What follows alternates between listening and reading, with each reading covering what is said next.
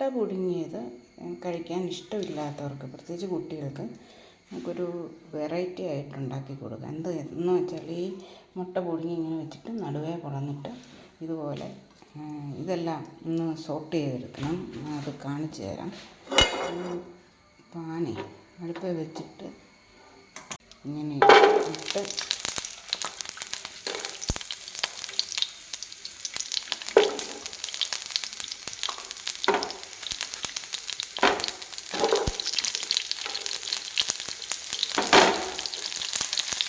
കറിവേപ്പില വെച്ചിട്ട്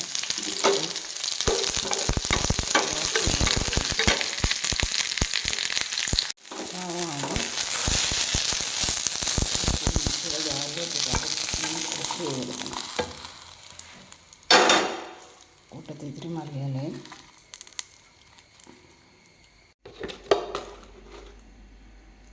ഇത്തിരി മഞ്ഞൾപ്പൊടി,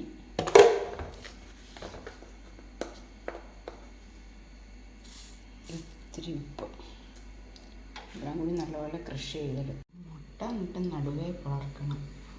ഇതുപോലെ കട്ട് ചെയ്തിട്ട് ഇത്തിരി എടുത്തിങ്ങനെ നടുക്ക് വെച്ച്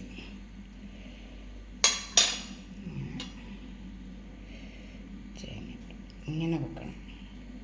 ഓക്കെ, അപ്പം നല്ല ടേസ്റ്റായിരിക്കും.